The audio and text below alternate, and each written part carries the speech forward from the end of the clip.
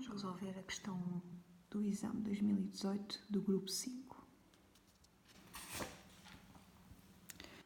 A formação de SO3, um dos reagentes utilizados na última etapa da preparação industrial do ácido sulfúrico, pode ser traduzida por... Temos aqui esta equação química da formação da síntese do trióxido de enxofre, SO3, a partir do dióxido de enxofre e de oxigênio. Na figura 6, apresenta-se parte de um gráfico das concentrações C das três espécies envolvidas na reação considerada, a volume constante em função do tempo. O sistema, inicialmente em equilíbrio, sofre uma perturbação no instante T1, atingido um novo estado de equilíbrio no instante T2. Ora, então, analisando este gráfico das concentrações das espécies químicas desta reação em função do tempo, podemos ver que, desde o instante inicial até o instante T1, as concentrações das três espécies químicas mantiveram-se constantes, ou seja, esta reação estava em equilíbrio químico. No instante T1, introduziu-se uma perturbação a esta reação química, a este equilíbrio químico, e podemos ver que uma das concentrações das espécies químicas aumentou muito bruscamente. Portanto, significa que no instante T1 introduziu-se uma certa quantidade de uma das três espécies químicas envolvidas na reação química. Não se introduziu nem um aumento de temperatura ou uma diminuição de temperatura, nem um aumento ou diminuição de pressão, porque senão essas duas perturbações, uma variação de pressão ou de temperatura, iria afetar as concentrações das três espécies químicas. E o aumento das concentrações ou a diminuição das concentrações não ia ser uma variação tão brusca como a que aconteceu aqui. Portanto, a perturbação introduzida nesta reação química foi uma adição de uma quantidade de uma das três espécies químicas deste equilíbrio químico. Então vamos lá ver o que perguntava a 1.1. 1.1.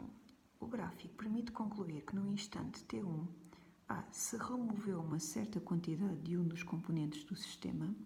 Se tivesse removido uma quantidade de um dos componentes, a concentração de um dos componentes iria ter que diminuir no instante T1, que não foi o que se verificou.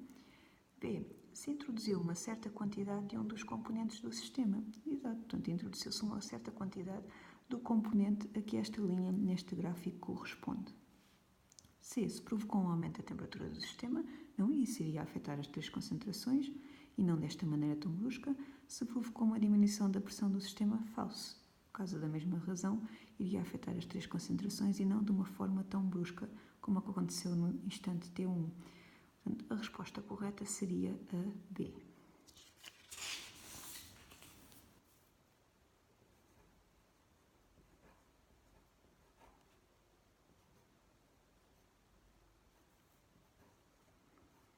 Vamos passar para 1.2. 1.2. O gráfico permite concluir que a curva 2 ou 3 corresponde ao SO2 gasoso e que no intervalo de tempo entre T1 e T2 é favorecida a reação direta ou inversa. Ora, então vamos lá ver. Cada uma destas curvas corresponde a que espécie química envolvida neste equilíbrio químico. Nós podemos ver que este equilíbrio químico tem dois reagentes, o SO2 e o O2, e um produto da reação. Portanto, quando nós introduzimos uma perturbação no instante T1, isso vai fazer com que a reação, de acordo com o princípio de Lavoisier, contraria esta perturbação de forma a minimizar a perturbação e vai então evoluir num certo sentido, num sentido direto ou no sentido inverso, de forma a minimizar a perturbação. O que significa que, se a reação evoluir no sentido inverso, duas das concentrações das espécies envolvidas vai aumentar e a concentração de uma das espécies envolvidas vai diminuir. Se a reação evoluir no sentido direto, duas concentrações das espécies envolvidas vai diminuir e a concentração de uma das espécies envolvidas vai aumentar. Portanto, nós podemos ver aqui no gráfico que, enquanto que a espécie da curva 1 diminuiu a sua concentração, portanto, a sua concentração no instante T1 é maior do que a concentração no instante T2 quando se atingiu um novo equilíbrio, enquanto que a as curvas 2 e 3, as suas concentrações do instante T1 para o instante T2 aumentaram, variaram de forma igual, o que significa que estas duas curvas correspondem aos reagentes da reação e a curva 1 corresponde ao produto da reação. Agora temos que ver. Nós temos dois reagentes, o SO2 e o O2. Vamos lá ver se é a curva 2 ou 3 que corresponde ao SO2 ou ao O2. Nós podemos ver que, enquanto que a concentração do componente 3 do instante T1 para o instante T2 aumentou duas divisões, a concentração do componente 2 do instante T1 para o instante T2 só aumentou uma divisão.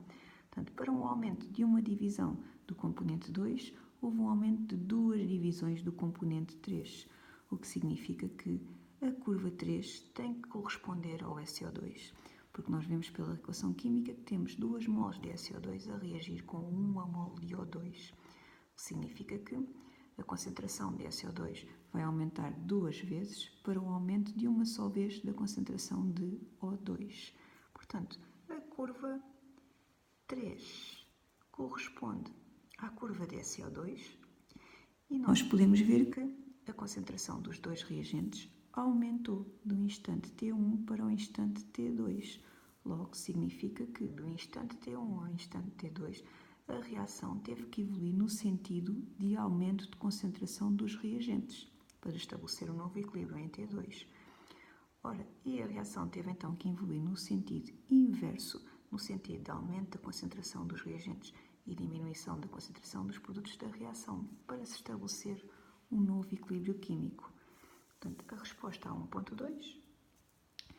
O gráfico permite concluir que a curva 3 corresponde ao SO2 e que no intervalo de tempo de T1 a T2 é favorecida a reação inversa, porque aumentou a concentração dos reagentes. A opção correta tinha que ser a opção D.